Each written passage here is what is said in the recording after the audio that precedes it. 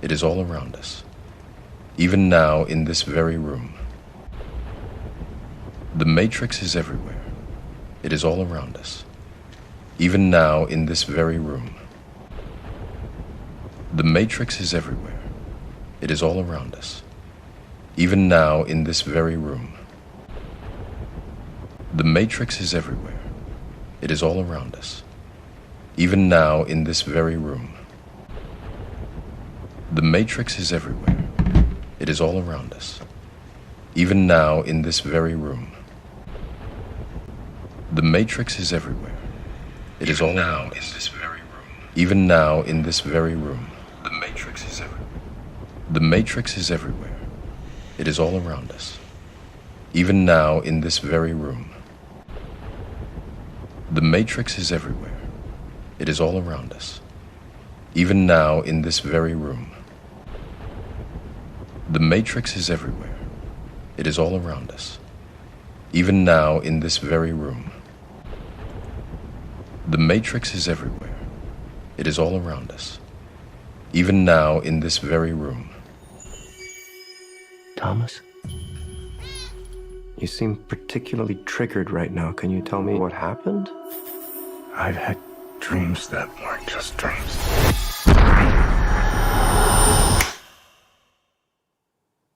Am I crazy? We don't use that word in here.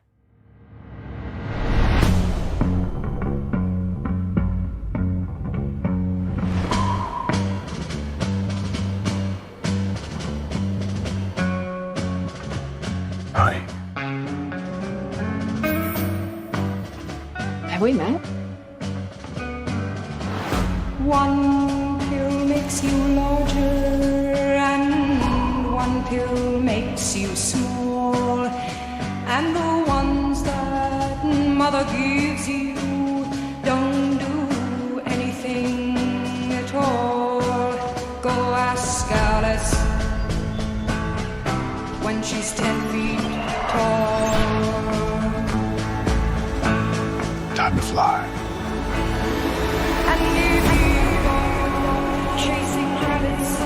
If you want the truth, Neo, you're going to have to follow me.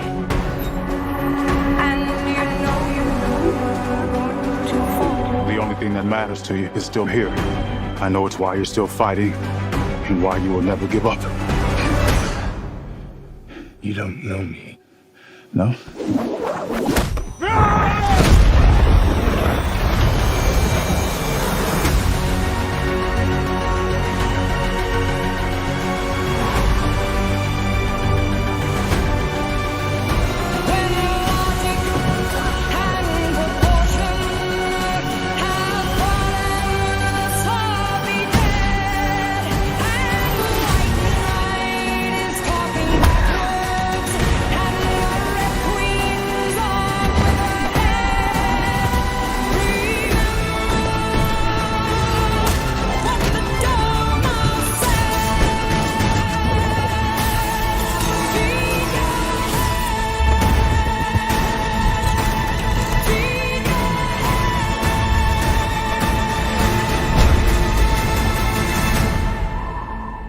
After all these years, to be going back to where it all started.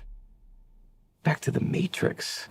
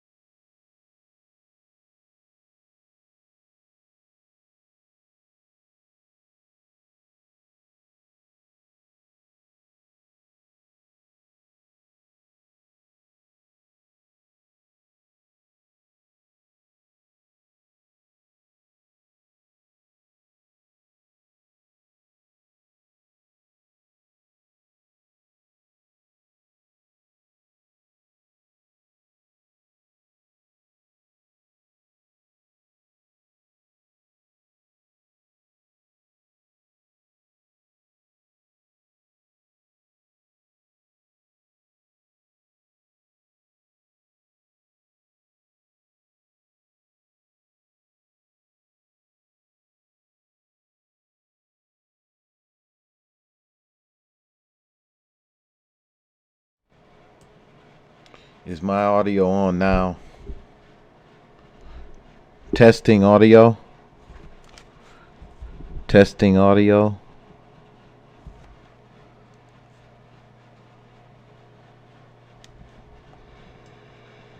Is my audio on now? Yeah, I think my audio. Thank you for that. I did not know that my audio was off. That's a lot of stuff to get through. I was on a roll too. So sorry about that. My audio was off. I was talking the whole time.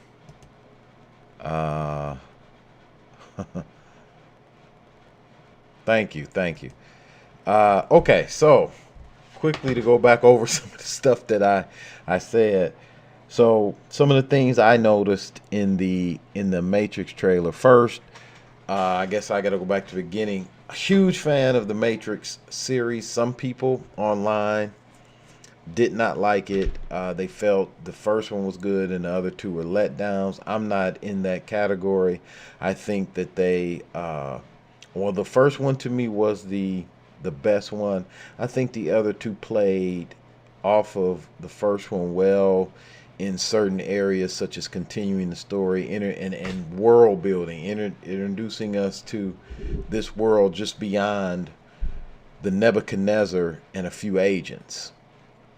So some of the things that I noticed in the trailer was, and again, this is not going to be exhaustive because there's some people who notice every little detail. I'm just saying some of the things that I noticed in the trailer was it seems like we're going to get this red pill, blue pill narrative, which, you know, if you're a Matrix fan, you understand the red pill is wanting to know what is beyond your eyes, what is beyond your perception. The blue pill is kind of like, the blue pill is kind of like, I just want to go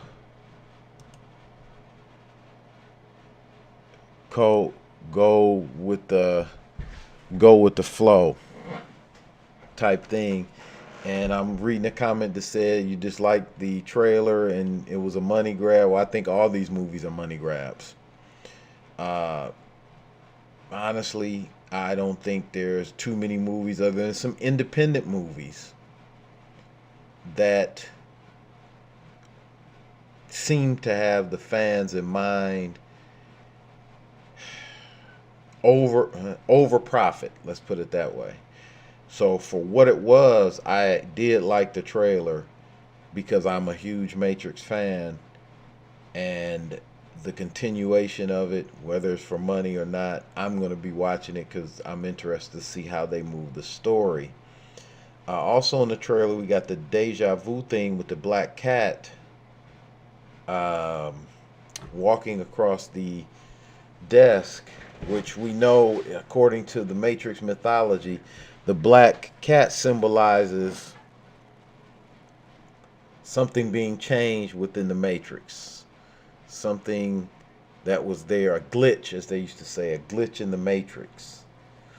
Also, in the coffee shop, when Neo, after he meets Trinity, without getting into that, he walks past, and it's a lady sitting there, and she has an Alice in Wonderland book, and she looks up at him. I'm going to believe that that is the another shell, let's say, of the Oracle. We know the actress who plays the Oracle in the first two Matrix died, and she was replaced, but they explained it away by saying that if she's in danger,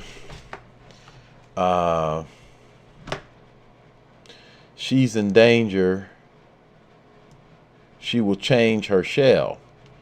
So I believe that that is the Oracle. I believe that is the Oracle who is going to again try to convince Neo he is the one and have her plan. Want to talk about Neil Patrick Harris being the analyst.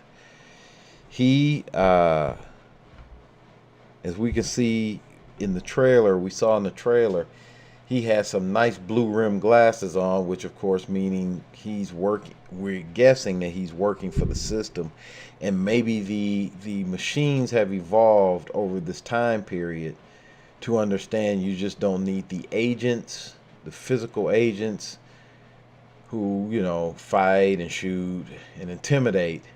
You need mental subjugation as well. This is why we see Neo keep taking these blue pills, no doubt prescribed by the analysts, where he is just taking the blue pills until he finally gets tired of taking the blue pills in the trailer. I want to talk about one of my favorite characters too of the Matrix, which is the Architect. Many people did not like the Architect because of his stoic demeanor, and but it was explained he's an analytical guy or machine. He's an analytical machine, so his stoic nature I really enjoyed the stoic nature that he brought, and kind of this by the numbers, data driven type of guy who that's all he cared about and tried to plan mathematically for any eventuality. I really enjoyed that. But the gentleman near the end of the trailer where he just kind of sarcastically says, "Oh, so he's going back where it started." The Matrix, I believe that is another shell that the Architect has. And if we remember back to the third Matrix, where the Architect and Oracle were sitting on the bench talking about this uneasy peace, and she kind of reminds him she won, or she thought she did, and she made a remark in part 2 about him not being an intuitive program like her. And I believe the sarcasm of that gentleman in the black suit near the end of the trailer is, or blue suit, is the Architect evolving himself to try and understand human nature, to add it along with his analytical program. So I believe that's why has a little sarcasm in that clip. And we also have, as I'm looking at the cast list, we have Daniel Bernhardt, who many of us martial arts movie fans will remember as in Bloodsport 2 through 5 or 6. Of course, he was in the second Matrix as Agent Johnson fighting Neo in that huge multi-agent fight scene that he had. 8711 Action members, done a lot of stunt work since, been in Skyline 3, been in a lot of things. So I'm looking forward to seeing a fight scene from Daniel Bernhardt, because the dude really has real martial arts skills, was a student of the famed Grandmaster, Taekwondo Grandmaster Heel Cho. So, excuse me, I'm looking forward to him. We also have Jada Pinkett Smith reprising her role as Niobe, which brings me to the younger Morpheus. It's going to be very interesting to see her, if she at all interacts with the younger Morpheus. The question on my mind is, why a younger Morpheus? We know that Lawrence Fishburne is still alive. We know that Trinity and Neo are aging.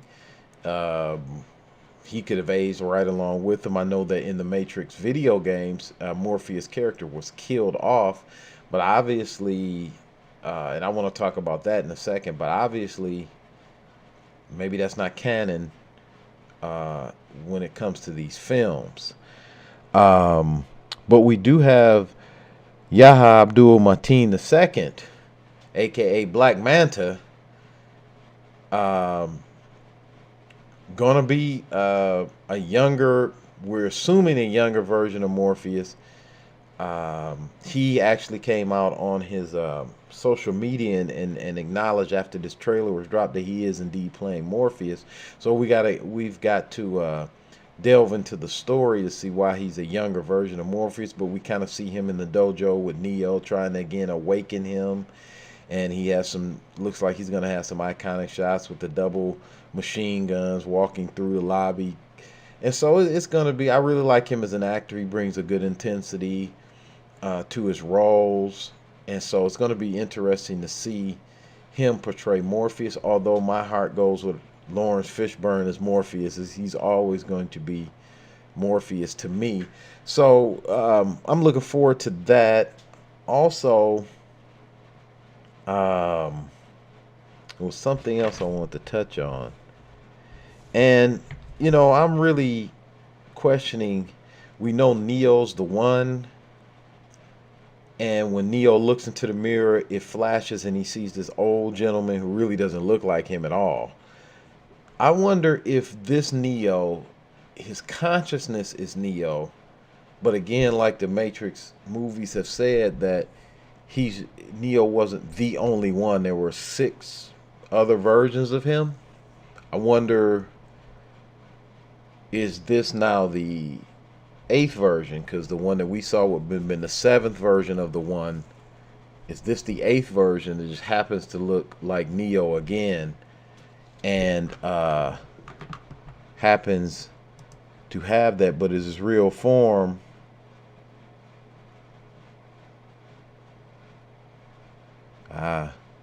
Just been informed that rumors are that the movies will be erased from both Reloaded and Revolutions will be replaced from canon, and this will be replaced as their real sequel.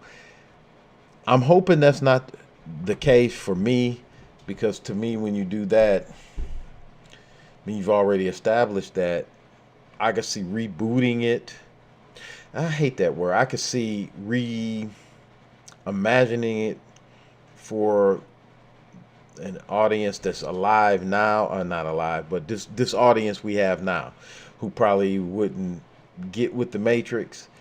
I'm hoping that's just a rumor and that's not the case, and this is just somehow a retooling of the Matrix reality within the machine world that we get to see. But I'm questioning Neo's place as the one. There are a lot of elements I see in the trailer that seem to be mimicking or revisiting part 1 of the Matrix. You know, the rooftop combat scene, the walking through the lobby, Neo grabbing Trinity's hand and kind of flying, although that was in part 2, where he had it in his arms and they were flying and he saved her and pulled the bullet out of her and all that stuff. So it may be the case where this is the official sequel and they are kind of erasing Revolutions and stuff, because it made a ton of money, but in some online circles, and it's not as popular. I like them, so call me weird, call me whatever, but I like them. But I want some questions answered that I may not get answered. Now, I personally don't want to see another 3 series of Matrix movies. So this will be Resurrections. They'll come up with something.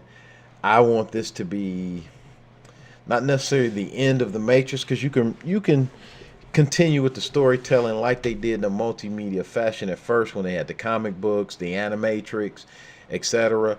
I would prefer to see that as opposed to another trilogy of movies. I don't want to see that. I do want some questions answered, especially yep, the chat is still on. Yes, Fletch, you can go away, I mean, not go away, but I mean, you can fire away and participate. And I see that if I'm pronouncing your name wrong, excuse me. Before is saying that rumors that Trinity is the one. Okay, that's cool. But I have a question, and when my audio was off, I asked this question, and that was how. Now I have a theory on it, but how in part 3 of the Matrix, how is Trinity still even conscious? Her consciousness is there. I have a theory on it. Even and we saw her supposedly pretty much die when she accompanied Neo to the Machine City. She pretty much died in the hovercraft or the spaceship or whatever they called it. Neo being, or Thomas Anderson being saved, or part of his memory, like a computer program, part of his memory saved and put back into the system, I could see, simply because the machine leader drug his body off after he defeated Smith. So we saw them physically take his body away. So I could see them performing some type of whatever type of science they have to extract parts of his memory and parts of his consciousness. Trinity, I don't know, simply because, you know, and I would have no problem with her being the one, but and unless, like before said, they are not going to make 2 and 3 canon, that is the only way I could see the Trinity still around. Because even if they were to extract her consciousness, a la what I think they did with Neo, we just saw her body in the ship dead. Now they could have taken it too, but I know for certain we saw Neo's being taken away, so I could really understand in that story how they could justify doing that. I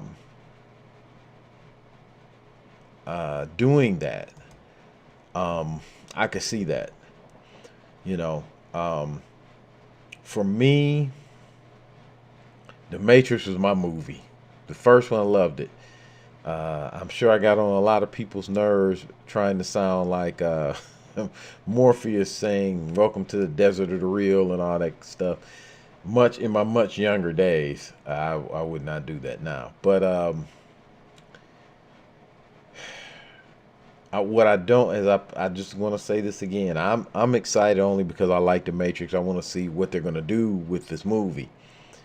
But I don't, for the life of me, want to see another 3 sets of movies because this one will make some money. Well, get ready for it because it may happen or it may not. But I don't, that's not what I want to see. I just want to see what they're going to do. I haven't gotten any information on who the fight choreographers are. I think I read somewhere where it was gonna be Tiger Chen, who helped train the cast for the original Matrix trilogy with Yuen Wu Ping. I guess we could not hope. We can hope that it's Yuen Wu Ping, but I haven't read who the actual fight or action choreographers are gonna be. I did hear a rumor or read a rumor online that Tiger Chen was going to be involved in a greater capacity than just training folks for the role as he did on the first set of movies. We still come from the popular culture. Guys, that's the first one. Yep, Kung Fu movies did get back popular due to the I think it was more so the first Matrix than the rest of them. Although, I mean, I when you had Colin Cho show up as Seraph, you know, Colin Cho, or Gok Sing fan. So when he showed up, I'm like, okay. But really, to me, the best fight scenes were in the first one, and you could really see the work that was put into it. The other ones I liked. It's just the first fight scene, the first movie, the first Matrix fight scene for me were were top notch for America back then. And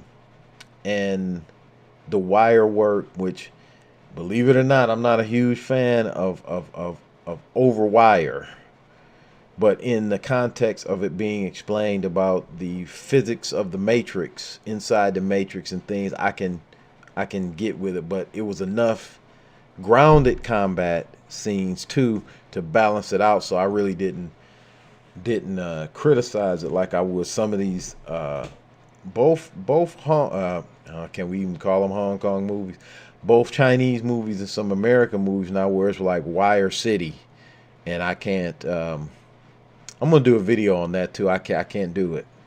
I know that in some ways I'm too old school, but I can't do it. I mean, but that's for another time. But I do want to do like a little video on that, but that's another time. I can understand Fletch getting bored with the first one, because many people did. It's just for me,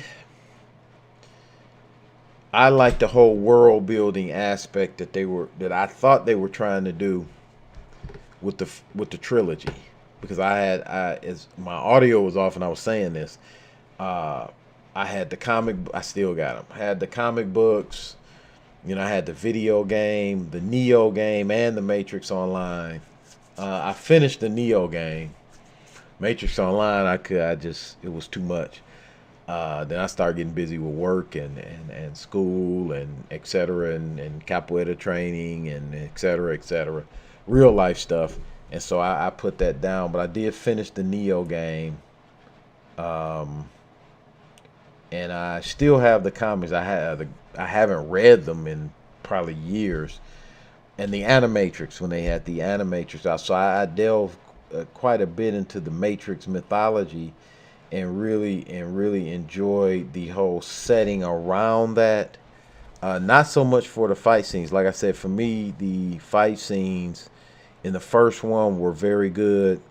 The rest of them were okay, but the first one were very good. I did like some things in the second Matrix, particularly the Morpheus fight on the top of the moving semi or big rig. I like that. As I was saying about my favorite character, I said all this and my audio was off, and thanks to before I learned my audio was off, but I was on a roll. But I want to talk about one of my other favorite characters of the Matrix, the Merovingian. And I'm looking at the cast list here, and that same actor, Lambert Wilson, is on as the Merovingian. And why I like the Merovingian is because he was slimy scum. He was, of course, you know, the Merovingian kings of France and all that, but he was just a wannabe aristocrat, but really what he was is slimy scum. And I really liked his character. And with him being there, I'm hoping for some fight scenes. He always seems to have henchmen who supposedly can fight, so maybe we'll get some fight scenes because his character's in there. I'm looking at this cast list here, and I'm looking at Christopher Reed, aka Kid from Kid and Play, is on here. So I don't know if he's like walking by with like a coffee or something during a scene, but that's going to be interesting. Hopefully, maybe they got him doing some Kid and Play, some dancing or some rapping or something. But the kid is on the cast list that I'm looking at right now, which is in and of itself quite interesting. Excuse me. Got tongue tied today. Of course, we have Priyanka Chopra. How could I forget Jessica Henwick, who was the bright spot of the Iron Fist debacle on Netflix. The bright spot. To me, they just should have made her Iron Fist and got the other dude and just made him like a butler or something, because that was horrible. But Jessica Henwick, although not a martial artist, she has the ability to have some good poses and she can act with an intensity in her fight scenes. And I'm sad to say that she should have been. I'm sad to say that she was an Iron Fist or something. Matrix 4 is another Terminator Dark Fate. I just got two out there, so I got messed up. I won't complain. I mean, teach his own. Fletch. I mean, I really got into it at that time, and this is what I'm saying right now. Just the way my mentality is, I don't think I could get into it like that again. Like, so I don't want to see another 3 or 4 movies or whatever, or comic books and all that. I couldn't get into it now like that then. I just got my attention spans, like everybody else's, is too short now to follow all that. But I did, and so that's why I enjoyed them. You know, I'm going to check it out. I don't have HBO Max. I got the trial, not the trial. I got it, and I saw the Snyder cut on it, and Mortal Kombat, and a couple other things. And for me, at this moment, it's just not a priority. I may I get it in November and keep it to like January, and just to watch a couple things. But you know, I'm excited in that I just want to see how they're going to do this. But I'm not so excited where I'm going to run out and like, oh, I got to go see it. And no, I can wait. But I just want to see what they're going to do with this, and how, hopefully this is a wrap up of it, but how they're going to wrap it up. Oh crap, I think that's you. Wow. Yeah, I just want to see how they're going to wrap it up. You know, and what I like to do typically, but I don't know if I had the patience, man, to do it with this one. What I like to do is usually when these new parts, reboots, whatever you want to call it, come out, I try to go through the old ones to see things I may have missed, to do that. This is such a long trilogy. I may do some skimming, just some, you know, some quick click of the DVD, to skim through certain scenes, because I don't think I could do that anymore. You know, just not interested to watch like I would if it was something else, or if it was just one movie. Like if this was The Matrix and they were going to come out with like The Matrix 2, yeah, I could watch The Matrix to catch up on some things I may have missed. But with this one, I don't think I'm going to do that. I'm going to do some strategic skimming of all the parts, just some things I don't remember that I do. But again, my favorite, I just want to go over this before we head out, but my favorite characters of the whole Matrix trilogy are other than the people that everybody likes. Of course, I like Morpheus as Lawrence Fishburne, so I think that Yahya Abdul Mateen, and I'm pronouncing his name totally wrong, but I think he's going to be good. I like his intensity as an actor. I really liked him as Manta in Aquaman. So I think he'll be okay. But for me, my Morpheus, until further notice, is going to be Lawrence Fishburne, which is one of my favorite characters, basically because of his demeanor in the movie. That's a good idea, B4. And I'm sorry if I pronounced your name wrong, man. I do like, might watch some movie clips on YouTube to refresh my memory. Yeah, that's a good idea, because that's maybe what I'll do for The Matrix. Can't do this trilogy. And Fletch, I hope they wrap it up, man. If it is indeed a new Matrix for millennials, this will be the only one I watch. I can't do another trilogy of it. I can't. Yeah, it's very hard and exhausting to get into franchises nowadays. It's too much, man. It's like I haven't seen Shang-Chi yet. That's why I haven't done a video on it. I'm gonna wait. Heard some good things, but I felt almost exhausted from the promos that were everywhere about it. Like, I felt exhausted.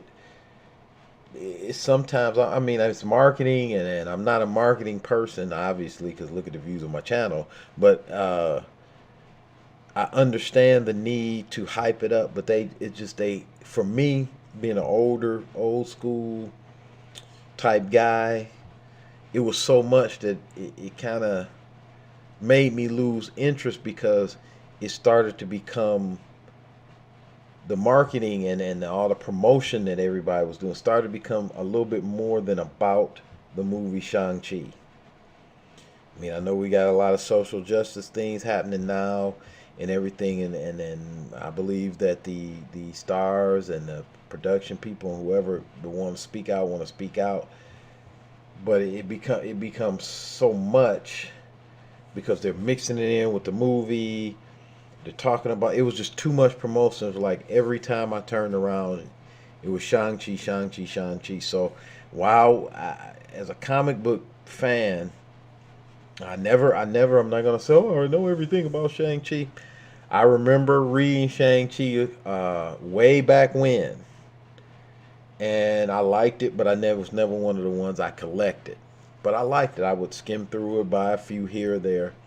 So I'm not saying I'm a huge fan of the character. I'm not saying I don't like him. I'm just not gonna front and say, oh, I know everything and I was reading on. No, I read a few here and there, knew who the character was. They did a reboot in the comics on Shang-Chi, and I got a couple issues. I think I got a collected issues and something around here, and I read it, and it was okay. It was cool, but they just did so much promotion on it that I can wait. You know, I'm interested. I want to see it, but I can wait. Public change page, audience, primary greed in relation to Shang. Do you know how much flack the Yeah, I do remember, and Flex just had a question. Not a question, man. I'm out of it. Fletch had a comment about Big Trouble in Little China and the flack it received. I remember that pretty vividly, that this was like, people were offended by Big Trouble in Little China. I remember that. And I mean, I guess you can pretty much be offended by everything if you want to be. Yeah, I mean, with Marvel, now my opinion, I'm starting to get a little fatigued on Marvel. I mean, but that's normal. They got so many things coming out, and I'm not trying to keep up with it, but I do watch some of it when I can. But I think Marvel has a formula. They perfected the formula, and they're just putting different people and different characters in the formula, especially for their origin stories or their first looks at these characters. So I'm sure Shang-Chi is going to follow the structure of Black Panther. But as Fletch said, Black Panther, well, I like it now. Black Panther was not unique in its structure either. It's the Marvel formula tooled for every character, with some elements from several different writers' takes on the characters in the comics. That's why we have a lot of stuff that's continuity in the MCU. But if you're like me and was really into these comics as a younger person, there's almost no continuity in these stories that they're bringing to the MCU, because they're taking parts of this series from, let's say, Black Panther, parts of this series from Christopher Priest's Black Panther, part from Reggie Hudlin's Black Panther, part from this Black Panther, throw some MCU magic in there, put him in some other movies to introduce him, get his narrative in with these other characters. This is the Marvel formula. Put a ton of Easter eggs in there. So that way you can almost cross it over with almost any of your other characters. I'm not mad at it, but that's just the Marvel formula. And for me, I want to see Shang-Chi, and I'm gonna probably be in a minority. To me, the writers that I read on the internet, and let's be honest, they're clickbait stuff like Screen Rant and comicbook.com and all that. They're clickbait stuff. But they want to term it a martial arts movie. No. Shang-Chi is not in my opinion. They haven't even seen it, but just the trailers, and it's an MCU movie with, I can't even say more defined martial arts, because all movies have martial arts type fight scenes now in the choreography movies that are not superhero, don't have nothing to do with martial arts or anything. That's just the way it is now. So I don't see it as a martial arts movie. Definitely not a kung fu movie. I see it as an MCU movie that's going to try to emphasize more empty hand combat. But to me, it's not a martial arts movie. It's a superhero movie. Shang-Chi's in the superhero genre, in my opinion. So just judging by some of the fight scene clips that I did see, and I mean the clips that, no spoilers, because I hate to do that, but just clips that Marvel itself put out. I mean, I don't have high hopes, so I probably can't get disappointed, because all these fight scenes are the same to me now. It's just different people doing the same stuff. That's just my opinion. The Matrix, I'm not going to. Tiger Chin's on there, so I'm hoping to get something a little different. But remember, and I think for the gentlemen that are in the chat, I don't think we're for a lot of these fight scenes, I don't think we're the target audience. We're obviously martial arts movie fans first and foremost, even though we like other things.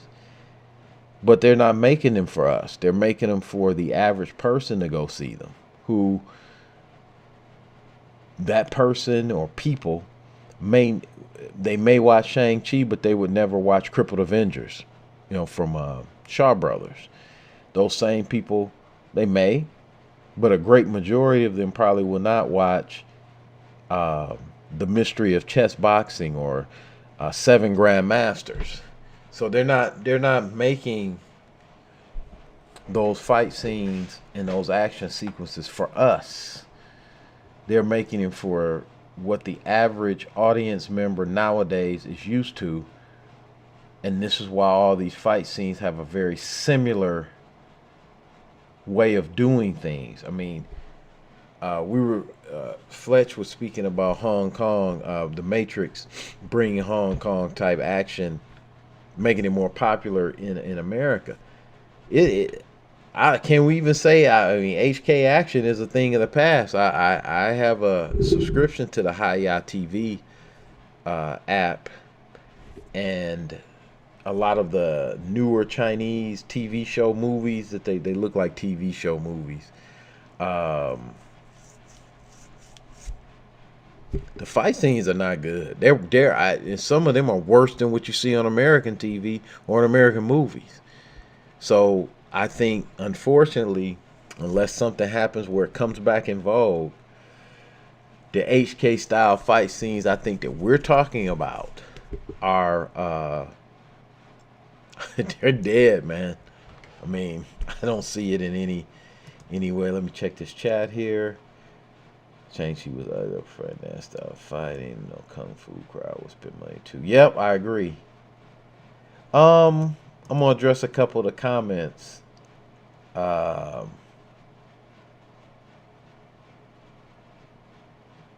Yes, they know the kung fu crowd will spend money because we're aching to see a modern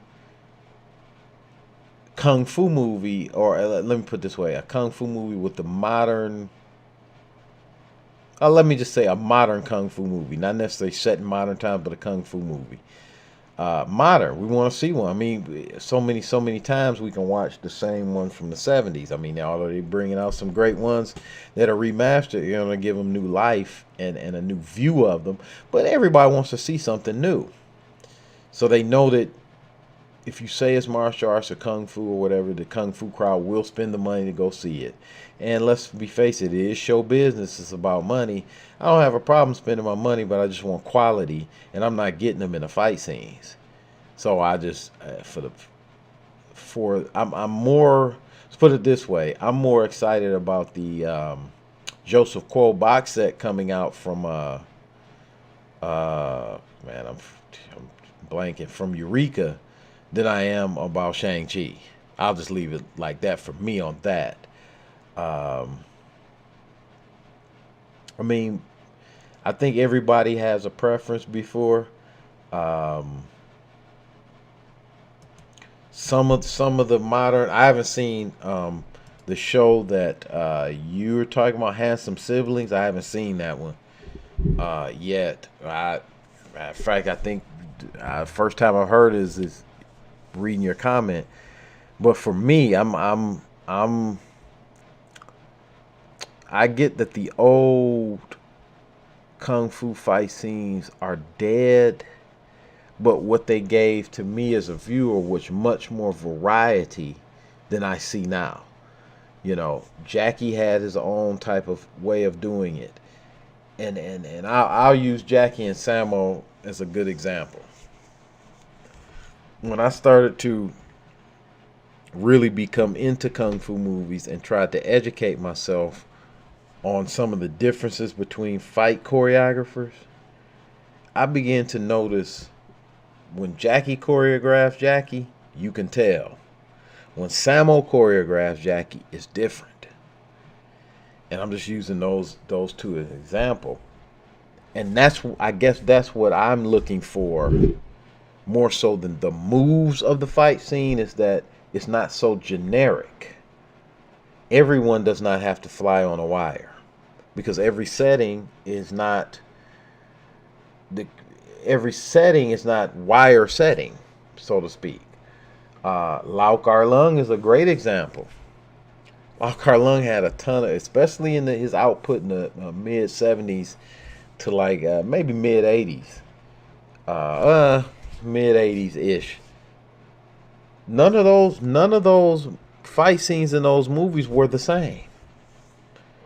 Challenger, I'm gonna give you an example that I like. Challenge of the Masters with the great, my man, my favorite, Gordon Liu as a young Wong Fei Hung. The Challenge of the Masters fight scenes were different than martial clubs, and Gordon Liu was playing the same character. He was playing Wong Fei Hung in Challenge of the Masters and Wong Fei Hung in I just said it, Martial Club. Fight scenes were some elements were the same because he was still trying to showcase the Hung Gar style that Wong Fei Hung was known for. But what I'm saying is, even the same character by the same director,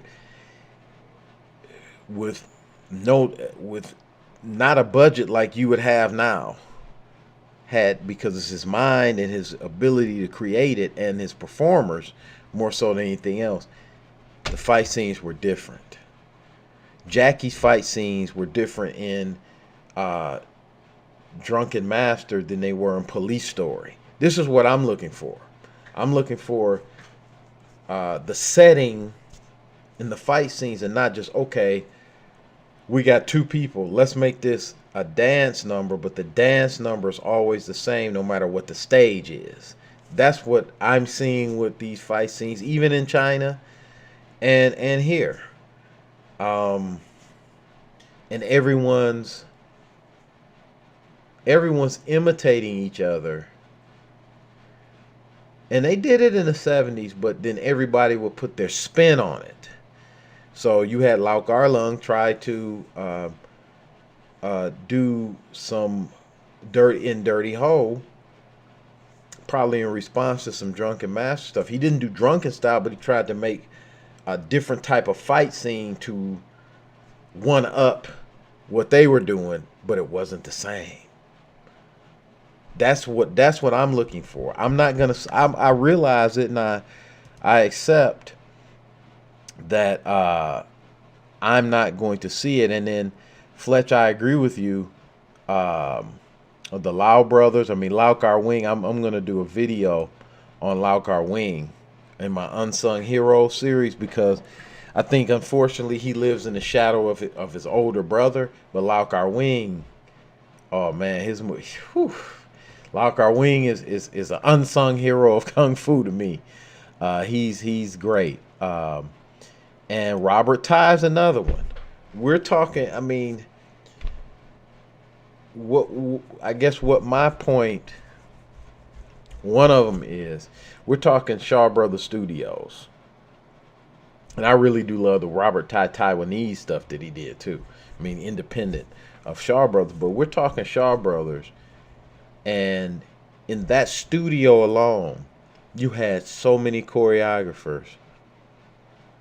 Even guys that worked together had a different style, which is this is what I mean. It's why we saw such a difference in the fight scenes, and of course the performers having that Shaw Brothers basic actor and kung fu actor training, as well as a lot of those guys coming from opera backgrounds or some traditional kung fu backgrounds or something like that. It was so different. You could do things that you couldn't do, that you can't do now, even though it seems like people are more athletic now. The creativity is there, but to me, it's creativity there in the athleticism. That's what's there, which is cool, but it's not my cup of tea. But Robert Ty films, look at the Five Deadly Venoms, Crippled Avenger. Man, he did so many. Crippled Avengers, Invincible Shaolin.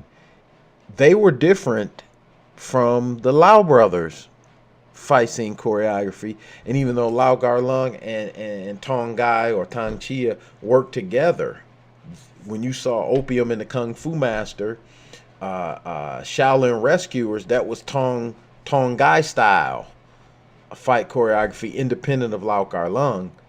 And it was different, and those gentlemen worked together for years, and it was different. It's much more of a variety in old school kung fu movies than it is now, which I think is sad. And I think it's sad for a lot of reasons. It's sad because a lot of those guys have passed on, or will pass on sooner rather than later, unfortunately, because they're older. You know, I don't want to think about it, but it's the truth. So because of the restrictions that China's putting on, the trying, in my opinion, to just emulate American movies, in production value can be good, but in certain ways, that unique Hong Kong flavor is gone. It's done. And so I see that as being an issue for me. This is why I'm excited about these box sets that's coming out, because at least I can see the same stuff but in a better quality, and I'll pick up some stuff I didn't see before because you can actually see it. It's not grainy. But when I go to see modern movies now, I'm going because I just want to see what they're going to do. I know the special effects are going to be good, but the fight scenes, I'm never really satisfied with any modern movie fight scene I've seen. John Wick is okay for its world that it's set in, but even to me, people laud it for being such great fight scenes. I think it's better than most that's now, but to me, it still can't hold a candle to what was happening in the 70s and 80s and even 90s, you know, with the girls with guns type of action movies in Hong Kong and the kickboxing type of style they would do. It can't hold a candle. Just my opinion. This is why I'm not the target audience for a lot of the stuff, and I realize it, and I see it to say, okay, John Wick is cool. I try to judge it based on, did I enjoy the whole movie, as opposed to the fight scenes, because honestly, it's not that I want a retread of the 70s. I want the same variety that they had, and I know I'm not going to get it. Let's see. Long Ting had his hand on a lot of.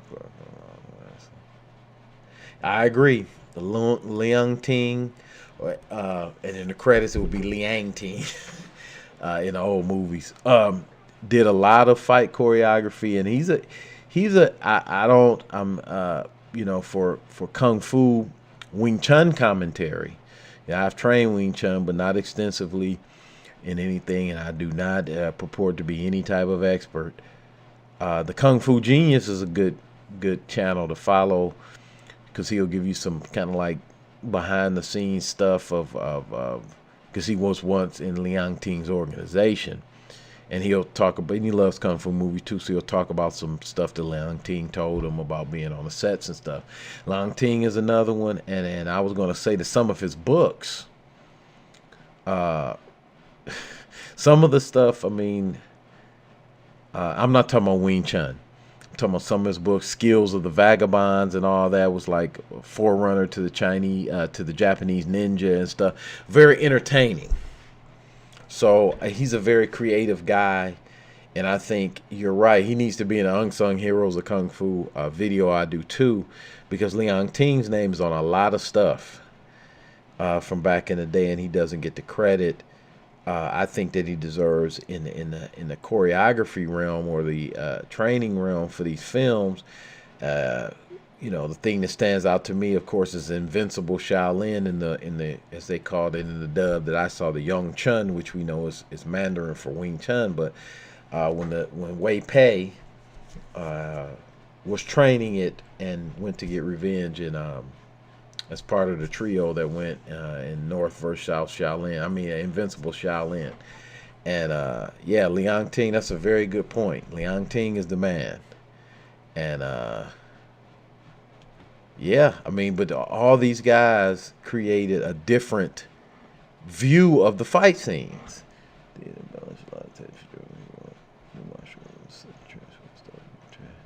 Yeah, that's some good information, as Fletch puts in the comment about Liang Ting writing for New Martial Hero. I remember that magazine. I had a copy or two, man, on a flash drive somewhere. Yeah, that's cool. And you know, how can I say this? Because I'm not trying to come off like, oh, he knows everything. But being a person who trained in martial arts, since 14, and I'm 40, I'll be 48 in October. So for quite a while. And I wish the audience, the general audience, you guys probably know this, but I wish the general audience knew this. The stuff you see on the screen is an exaggeration of real martial arts. It always has been, because real fighting is boring. I watch MMA. I can't say I'm an MMA fan, but I'll watch it from time to time. They try to make it exciting, and it's exciting in a brutal fashion. But I mean, real fighting is quick. I mean, UFC still a sport, so sometimes it's quick because dudes get a knockout real quick. But I'm talking about in a real fight. Real fights are quick, adrenaline based, wild. When I say wild, I mean action-packed for that little time.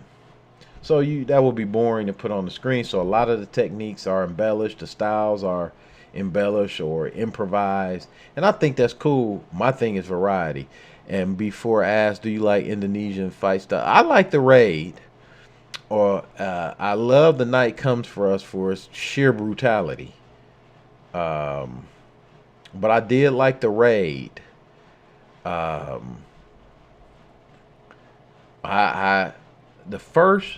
liked I mean, I liked all of the ones that the crew, the Equal White's crew did in Indonesia. The Raid, Headshot, The Night Comes for Us. I like those, and at the time they did stand out as being different to me. Just with especially when Gareth Evans directed, because I liked the way he did some of his angles on the fight scenes.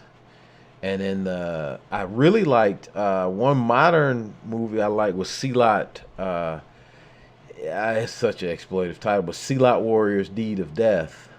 I did enjoy the fight scenes in that, but I like seeing different martial styles, screen martial. It's a real martial art style. Silat is, but I like to see different martial styles on the screen. And you know, Fletcher, I enjoy John Wick, the world of John Wick, and I think that the fight scenes. It's not that I don't enjoy the fight scenes. I do. It's just for me. What's the word I'm looking for? I'm trying to think. It's a certain word I'm looking for that's escaping me. But I generally do enjoy the fight scenes. I don't enjoy them as much as I do an old school movie. But I think that some of the fight scenes in the raid and everything, and then Night Comes for some movies like that, stand out among modern stuff, and John Wick does too. But I see this is the issue I have. And I think it's because Marvel. John Wick I like. And I like the whole world of John Wick, but it reminds me of a superhero world in a way. You know, and again, it's just the over exaggeration of I'm not a jiu-jitsu practitioner or judo. Although I took a judo class a long time ago, but the guy stopped teaching in my area, so that was when I was like about 12 or something. It has to be over exaggerated, and that it has to be because it's a movie. I do like the quick kills in John Wick because he is an assassin and he's about his business. I would probably be very turned off to see a long fight scene a la kung fu movie in the John Wick movie. That would be, to me, wouldn't go with Baba Yaga's character there. So yeah.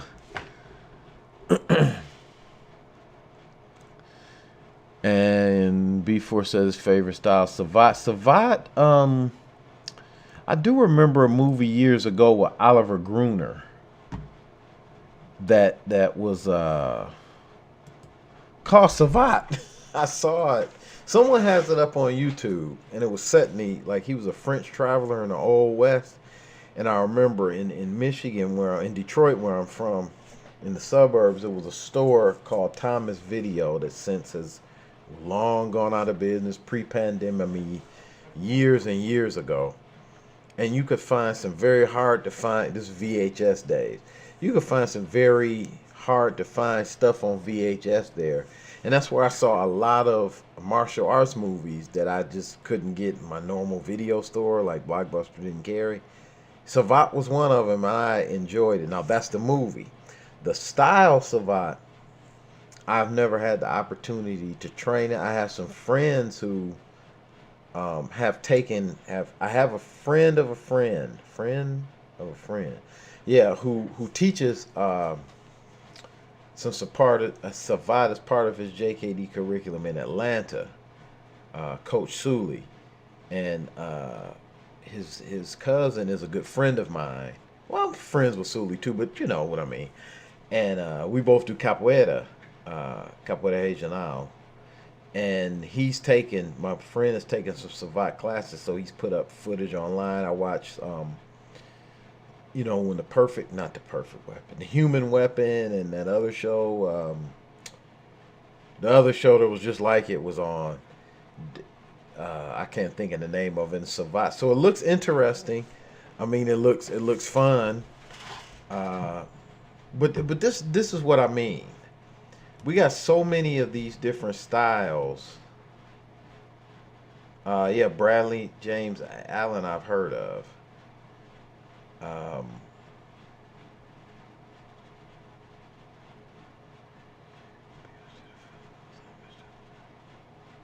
Yeah, so I'm just reading some comments. Yusuke Kurata, who does not get enough credit, to me, he's the man, did a film that was an homage to grappling called called Jitsu is good. Plus Johnny told did throw. How could I forget Throwdown? I haven't seen the one that you mentioned with Yusi Kurata called Jitsu. If you could direct me to that, I would be very Fletcher. I would be very interested in seeing that. I love to see all types of martial arts in movies, but I want to see how they're gonna show it. I'm really interested in that. I mean, one of my favorite movies is Kuri Obi from 2007, and the fight scenes in there weren't long and drawn out. They were like Japanese Karate Association style fights, which in their karate is supposed to be like one blow, one kill. Although nobody, well, I think he did do that at one point in the movie. But what I'm saying, it wasn't a long drawn out a la kung fu fight scene. I think it works. I guess it's our preference, but I think it works in some things where it's like, oh, well, they've established in this story that it's one blow, one kill. I think that's cool. Like if they had a jiu-jitsu movie, and I'm not talking about that stuff that came out with Nick Cage, but I mean like a movie about jiu-jitsu, and you establish, well, we're gonna do a throw, or we're gonna do some takedowns and chokes, and they film it in a good way. I mean, I like Red Belt. I thought Red Belt was a great film. I really enjoyed Red Belt. I think the way the fights kind of were edited was a little weird, but I really like I really like Red Belt. Excuse me, and that was a movie about jiu-jitsu. I loved Red Belt. And so I think for me, when it comes to martial arts movies, the climate is very important. You know, I think for me, if the climate is set up right and the fight scenes may not be the best ever or a la old school kung fu movie or something, the climate because I love martial arts, so that martial arts climate makes it better for me. You know what I mean? Like, I could probably watch almost any movie that has martial arts in it. The climate is a certain way.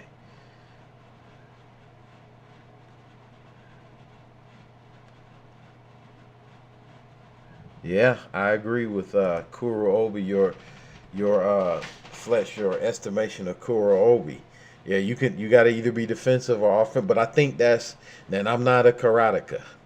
But I remember years ago reading about Japan Karate Association stuff, and that's kind of like their philosophy. Either you're going to be defensive or offensive, and if you are, you got to do it. So you want to either way not have a long drawn out combat.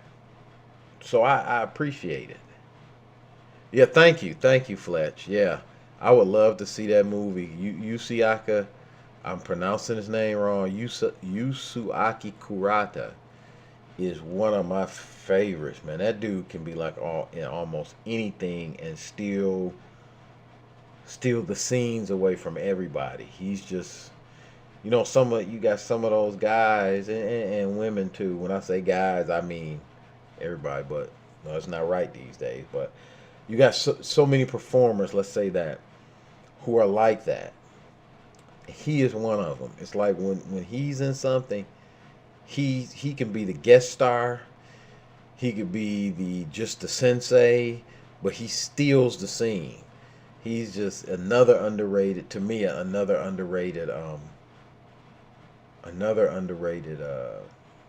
star. He's the man. I mean, you guys are bringing up some great points. Oh, David Karate is David.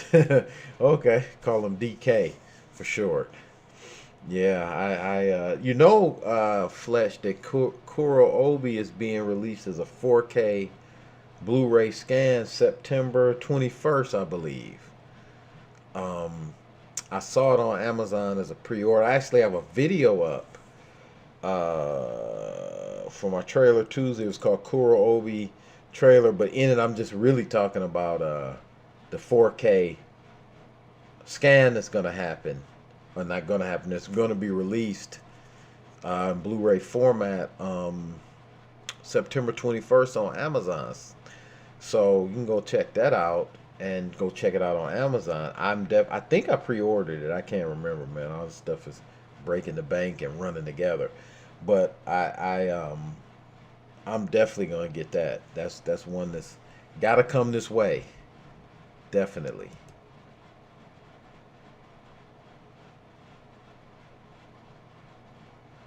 Yeah, it's yeah, I was perusing Amazon one day, and I don't know how I got it didn't come up on one of my recommended tabs, but I don't know how I got to it, and I was like, I got so excited. I'm like, this is because I had a DVD copy, man, but it was like it had to be had to be one of the worst copies of something I ever had, and so it's very grainy and hard to watch. And I watched it because I wanted to see the movie, but I didn't enjoy it.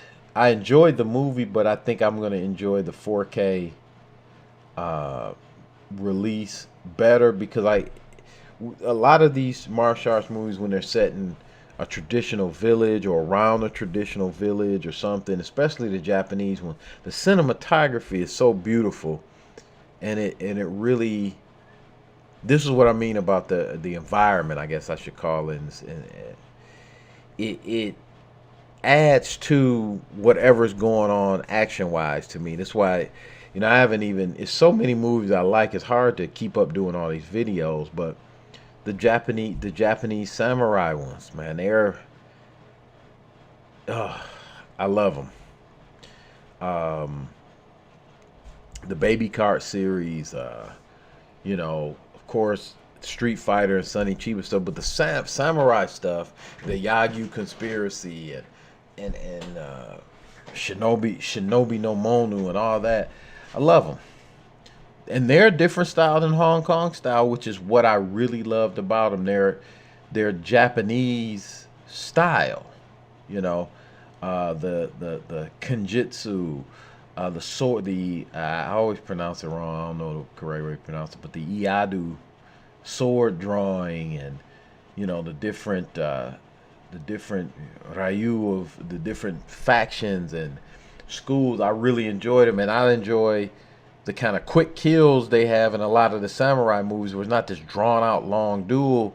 The drama behind the duel, or the getting into the kamae, the stance, and what kamae, what stance and pose you're going to use, and then the one dude does one, the other dude changes it before they even fight, to me is what sets those apart from the Hong Kong movies. One is not better, it's different, and I guess that's the variety I want to see now.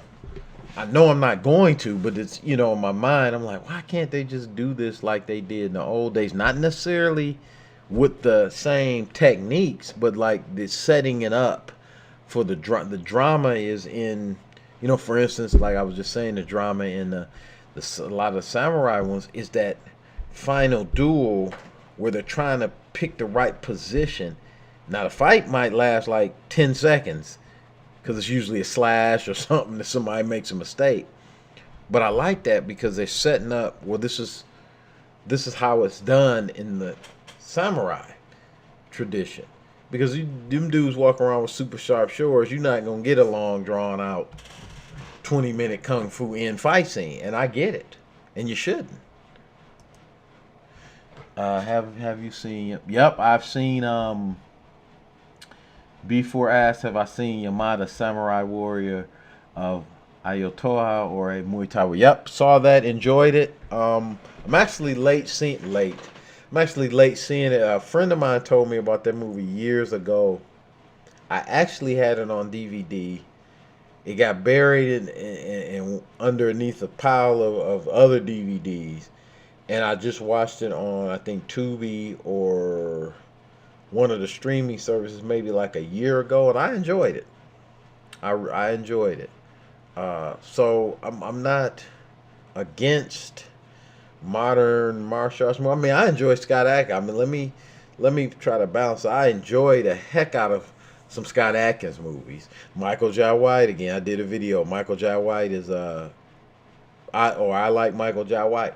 I like Michael Jai White martial art, action and martial arts movies.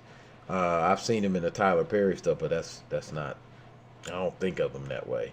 But you know, Blood and Bone, Falcon Rising, Never Back Down 2 and 3. I mean, I enjoy a lot of modern martial arts, but those guys are different to me because they're actually martial arts guys. So if they get with like Isaac Florentine as a director or Jesse V. Johnson as a director, who are either action guys or martial artists themselves, I know that I'm going to be in for a good movie. And honestly, some of the fight scenes, most of those, and those type of Marco Zarro is another one. Those fight scenes in those movies, you know, I'm sorry they don't get bigger budgets because their names aren't big, or what. I don't know what Hollywood does, and I'm not going to pretend to know. But those type of guys, to me, are the ones who need to be in these big budget movies. And those directors need to be given a budget so they can do them.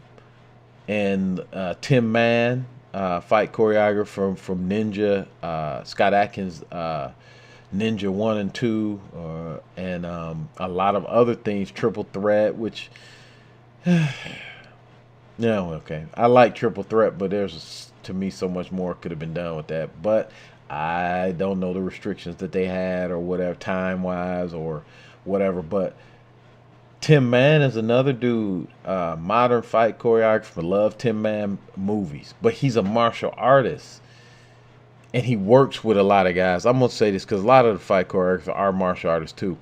But he works with martial artists in so-called B movies, and to me, some of those fight scenes are the best. I'll tell you a movie that I liked that not even starred a martial arts guy, but I liked the movie for some reason. It was he used to be a WWE wrestler, Wade Barrett. I guess his real name Stu Bennett, and he was in it was 2 movies he was in from director Ross Bozak.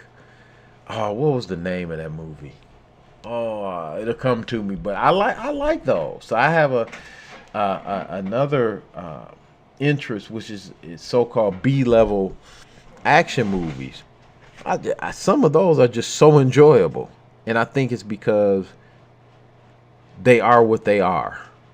And they're not trying to be more than they are. So they're enjoyable. And I really like those too. Good question. Oh, Son of a Red Shirt's here. Tokyo Zombie. I think the question on my phone. Why? Okay. Son of Red Shirt, good evening. Good night, or whatever it is, where you are. He asks, I think the question all martial arts film fan want to answer is, why are Chinese kung fu movies better dubbed, and why are Japanese film better? That's a good question. That's a good question, actually. And Kurata is one of the martial arts all-time great villains. I know he had a few hero. Yes. I've never seen Before Ass have I seen Tiger Shroff. I'm sorry if I'm pronouncing that wrong. I've heard of him, but I've never seen. I think I've seen some clips from some of his movies, but I've never. If you can recommend some for me to watch, before I've heard of him. I've seen some like clips of him just on his own page. I mean, on YouTube, but I've never had the pleasure of watching any of his movies. So if you could drop me some, I don't know if this chat's gonna be saved, but if you could recommend some to me and I can write them down or something, then I would definitely be interested to see some of his movies. Fletch writes, yeah, B movies. You worked on 2 Fred Williamson films. I got a funny story about Fred Williamson. And if you worked on him, you probably, I won't use some of the language he used, but I met Fred Williamson, and I just mean met at a comic convention. I'm not saying I know him. I met him at Motor City Comic Con in Metro Detroit, 2010. He was actually around the corner from Jim Kelly. They had tables there, and they were like literally around the corner from each other, what I thought was so cool. But so two of my friends and I walk up, and we walk up and let me explain. The suburb that I'm talking about is a predominantly white American suburb, and Fred Williamson knows this. So we walk around the corner, and so he sees us, and he said, "Wow, they let what did he say? I'm trying to put it the way he put it, which only he could put it. But basically, he said, "Wow, they letting the prisoners out or something." And he's like, where you boys from? Jackson. So in Michigan, is the state pen is in Jackson, Michigan. It's Jackson Penitentiary. So we start laughing, and I'm not gonna get into all the stuff, but we had a very good conversation and a funny rapport with Fred Williamson. He was so cool. All three of us were fans of his films. I mean, man, he's been so many films. Black Cobra, Three the Hard Way, etc., etc. Cotton Comes to Harlem. Like, again, I got another interest, which is these so-called blaxploitation movies from the '70s. Man, I love me some blaxploitation movies. Got a collection over here of some of my favorites. But he was very cool, and I would love to talk to you, Fletch, about working on some Fred Williamson films, man. Because if he acts like, if I could imagine him on set, because he had us rolling. He was very enjoyable, very high energy, and I'm sure you've seen That Man Bolt. That Man Bolt always cracks me up, and it's not meant to be that way. It's just That Man Bolt. It just always makes me laugh. I love that movie. Yeah. Good. Oh, cool, Fletch. Yeah. I hope you work with him again and tell him he got some fans over at Film Fan Dojo. Oh yeah, the Black Caesar ones were great. Red Shirt. I want to go back to your point that Yusuaki or David Kurata, the villains were always on point. He's always on point. One of the greats of kung fu cinema. But yeah, so Film Fan Dojo. If you don't know it, or if you do know, it's really, I say we because it's me and I have a buddy who helps me sometimes, but basically it's just me. And Film Fan Dojo, aka me, love some blaxploitation, 70s, 80s action. I mean, who doesn't? I mean, I love the Stallones of the Rambos, the Terminators, some B-level action movies. American Ninja, a lot of the Cannon films. I mean, I grew up on those, so I'm always gonna have some nostalgia when it comes to those, but not nostalgia in a way that I can overlook if something's bad. I didn't like all the stuff that they put out. I mean, Cannon films and some Stallone movies, some of them I don't like. So I'm not saying if it's old, it's got to be good, or I'm going to think it's good. No, some of them I can't watch either. But I like I think for me, I like the simplicity of some of those movies. Like, there's a good guy, there's a bad guy. I don't always need to go into the backstory of why the bad guy's the bad guy. Sometimes he's just a bad guy. That's what I grew up on. I get trying to have layered characters and all that. But sometimes, excuse me while I take a drink. Sometimes the bad guy is just a bad guy, and I want to see him get his butt whooped. I like, a variety of movies, like action movies, but I have to go back to some of the old school ones pretty frequently because I like the simplicity. Oh, cool. I like the simplicity of how they were. They were simple, not stupid. Or I'm not trying to say that, but they good guy, bad guy. Bad guy tries to do this. Good guy tries to do this. I like it. You know, some of these overly complex modern plots is I can't get with them for action. Not much of a drama watcher. All I do is watch Law and Order reruns, but you know, yeah. Yes, very true. Fletch makes a good point that I think everybody in here we love genre films, and they are a great way.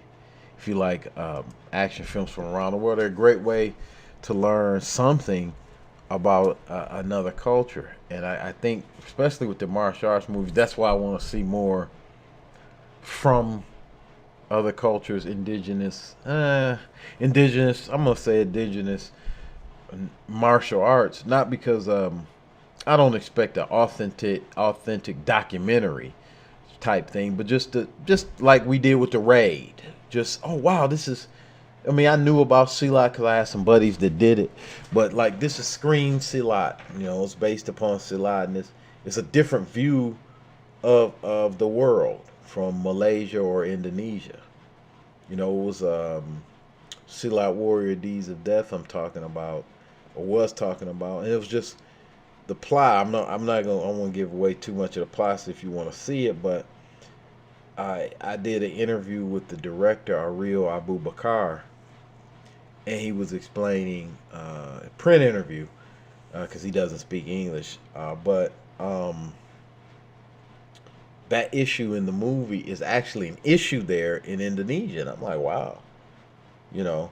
So you get to learn a little bit about another culture, which I love and always have, as a guy who kind of grew up in Detroit around, and nothing wrong with it, but I kind of grew up around the same type of people, so I always yearn to see what other people live like, what's their issues, what are they struggling with, what are they happy about. So I think, like you said, the genre of films, especially if you watch them around, you know, from different parts of the globe, can give you that. And I think that's why I'm kind of like hesitant on a lot of the new Chinese stuff, because it can give you that, but the rapper that is in is kind of like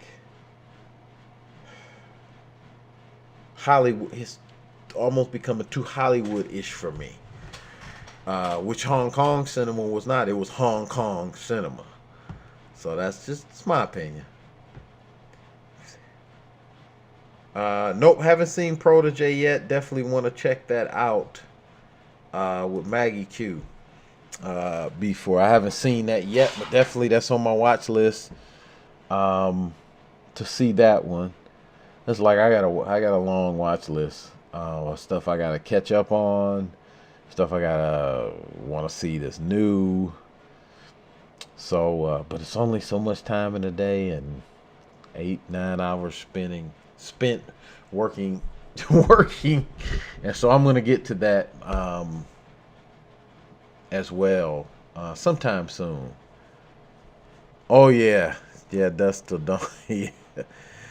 I agree, son of a red shirt. Yeah, the Fred from Dust Till Dawn was very entertaining, but we know for a lot of us, the most entertaining thing was what you mentioned, Salma Hayek's dance number.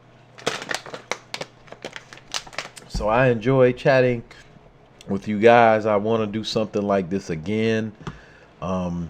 Sorry for the audio issues. I'm just learning how to do this stuff, and in my OBS, because I stream some other gaming things, and my OBS, I had to take my computer into the Geek Squad because it was doing some.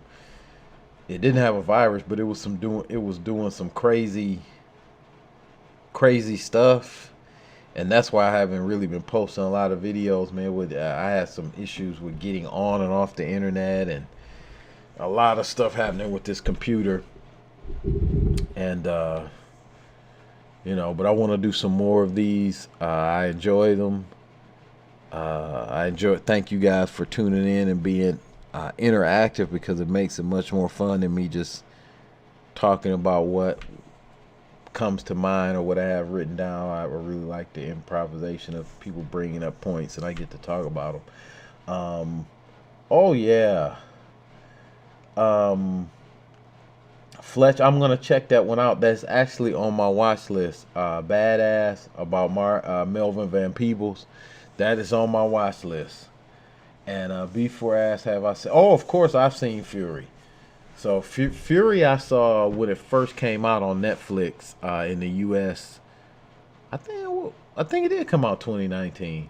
Yeah, I enjoyed. That's another one I enjoyed. So some modern ones I enjoyed was Veronica Go, and I believe, and there was another one similar to that was from the Philippines. Was it called Marie or Maria?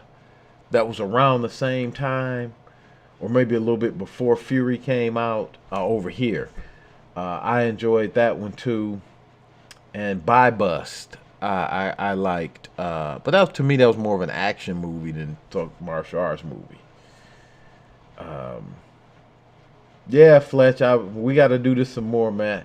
Look, I think this helped me too. I had a rough week at work myself. No, I'm not gonna get into it because it was a rough week. A lot of back and forth with different people.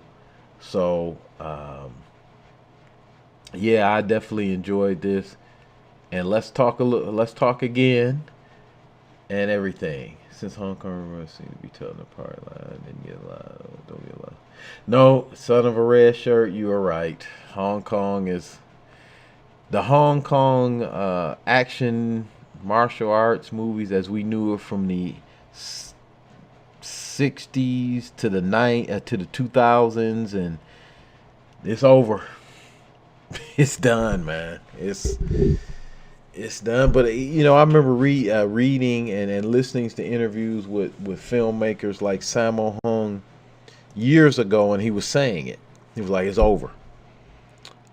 He being an insider, he probably knew more than we did. But I remember years ago, Sammo Hung saying in some interviews, like, yeah, it's never going to be the same. And unfortunately, we're seeing it. It's in front of our face that it is. We got to get hold of those remastered classics that they're releasing. Remastered, I know Throwdown is one.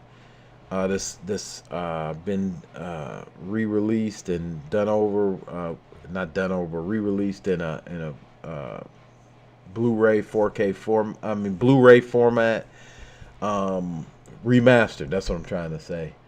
I just know that when these sets come out, if I can get them, I will, because at least I can see the old films the way I can imagine being in the theater seeing them, as far as the colors and the things.